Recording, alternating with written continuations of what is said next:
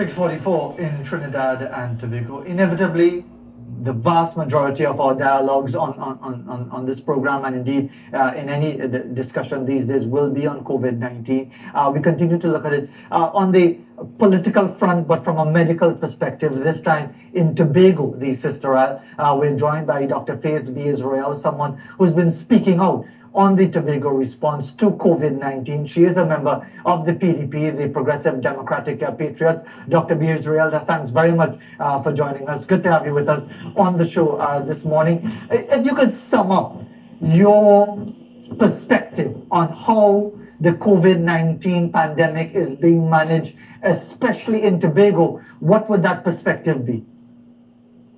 I would think that we are working on it, but there are significant flaws that we need to treat with immediately. And because of how COVID is insensitive, if we don't treat this now immediately, then we may run into some problems within the next week or two. Tell us, what are these priorities? Because if you're talking about running into problems within the next week or two, that suggests a level of immediacy. What are those areas of concern? Well, there are two main areas. The first area deals with testing in Tobago. The second area deals with treatment in Tobago. And I'll talk about testing really quick. One of the things we've spoken about very early is the fact that because of the size of Tobago, we may need, and the close mix of the island, we may need to do testing at a more rapid rate than what is currently done at Arthur incident. So we've been pursuing Tobago that have testing available in Tobago on the island of Tobago, where we make decisions about who gets tested. Particularly since we're seeing internationally, we do have a significant portion of people with COVID who are asymptomatic. And one of the first criteria for testing in Trinidad and Tobago is symptoms. And we are afraid that we already have communities that's happening on the island, and because of that, we need to expand our testing system. The other thing is treatment in Tobago, because last week, I think it was the 7th, the CMO very clearly stated that we are going to set up a separate and parallel treatment system for COVID-19 in Trinidad and Tobago. And he was very clear that this is why we needed Cuba and the Cora, and to not treat COVID-19 patients in our million hospitals. In Tobago, we are doing the exact opposite of that, where we are taking our COVID-19 patients, those who are sick and need treatment, to our one and only main hospital. And if we follow the guidelines of those countries that have gone before us, for example, Italy, they have said one of the biggest mistakes they made was having COVID-19 and non-COVID-19 patients treated in the same facility. And that is currently what we are doing. But Dr. B.Yisrael, if you would allow me, in relation to that second point, but we'll talk about the testing thing in a short while as well. But, excuse me, didn't the health minister, you can correct me, didn't the health minister explain that the same building is the same structure, but there's a separate entrance, they are kept well apart, there's no chance of contamination or infection from COVID-19 to those who will be using the regular facilities of the Scarborough Hospital? He did try to explain that, but I don't know that he really understands the situation in Tobago. What is recommended, and we have been looking at what are best practices outside of Trinidad and Tobago. What is recommended is that we have a complete separation of assets, meaning separation of people, separation of things, separation of spaces.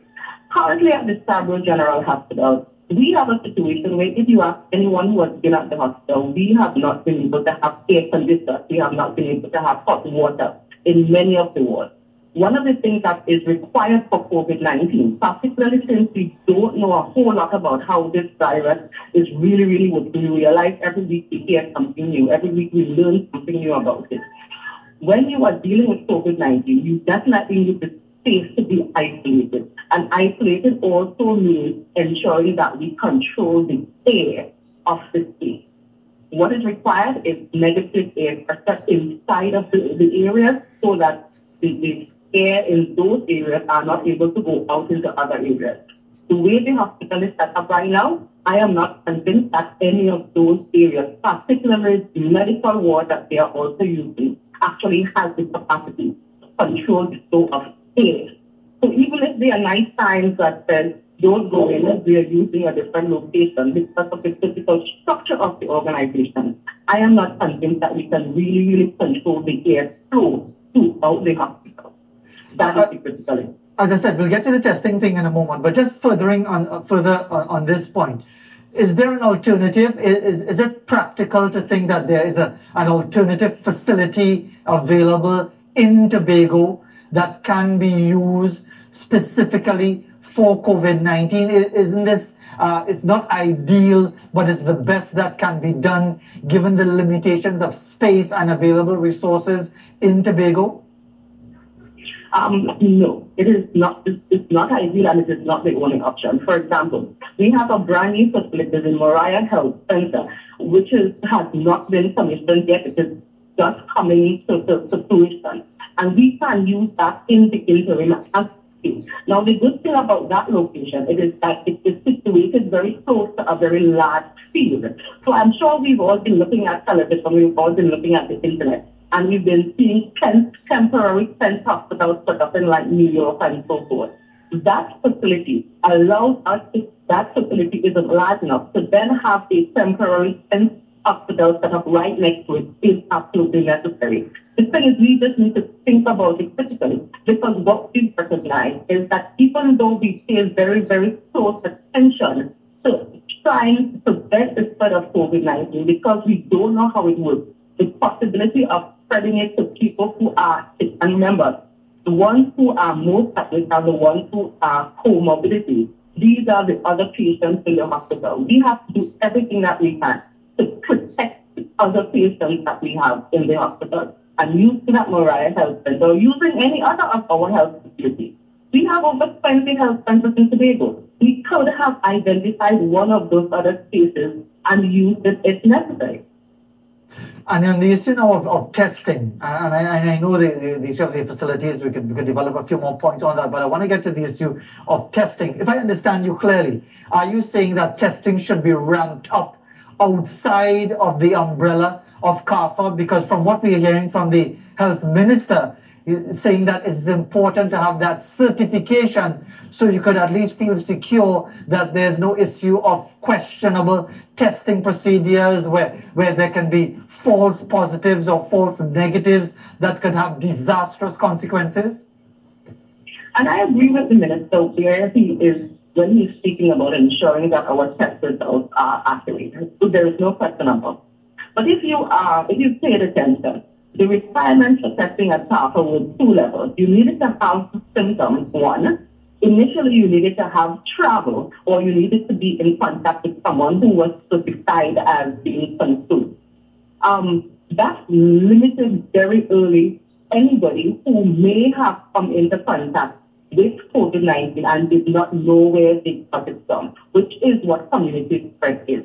And when you think about it, I'm not sure if you've noticed, but last week or the week before, when the Minister of Health released those two maps of where the cases are and where the contact tracing is, you recognize that we had two maps. We have the cases for both Trinidad and Tobago, and the map that showed the contact tracing, which included the initial case plus the lines to their contact. We only had a map like that for Trinidad, and we have to ask, why did we not have a map like that for Tobago? Which means we probably have way more contact for each of these individuals than we had originally thought, which means we need to ramp up our testing here because all over the world. What they're saying is that to beat this, you need to identify who has it and isolate those people. If we use the rigid criteria for determining who tests, then we would not accept it.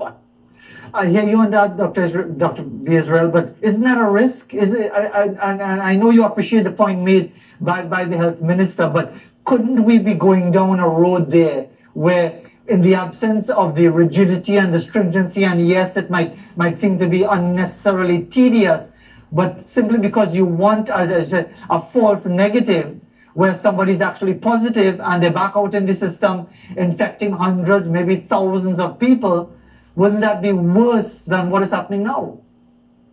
But I am not saying that you remove the rigidity of the test.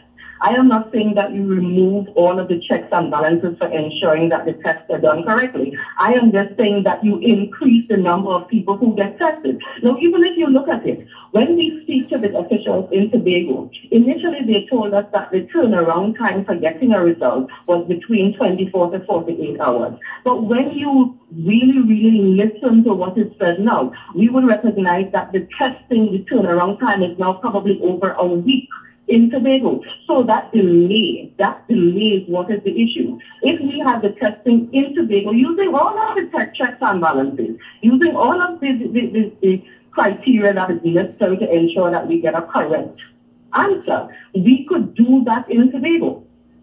We have a couple of minutes. Test results faster. We have a couple of minutes left, Dr. B.Yisrael, and we appreciate you offering your perspective. What is your sense of the mood in Tobago right now? Is it anxiety? Is it people feel comfortable with what they are seeing happening so far at the public health level? What is the feeling from your perspective?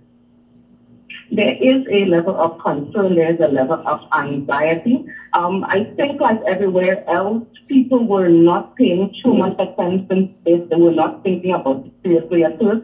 But then unfortunately, we had a single death last weekend. And then people began recognizing how close they may have been in contact with the individual who died and the individual's family and so forth.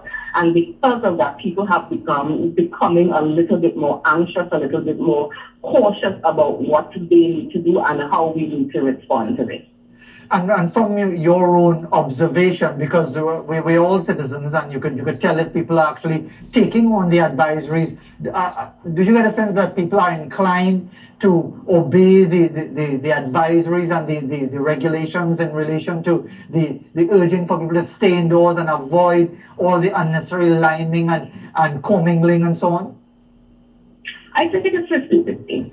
A lot of people are following the advice, but I am still surprised at the volume of people who are still moving around. I'm still surprised by the number of people who feel the need to go by your friend's house and line kind of thing. But then that's because we are a people who are social. That is who we are. We are limers.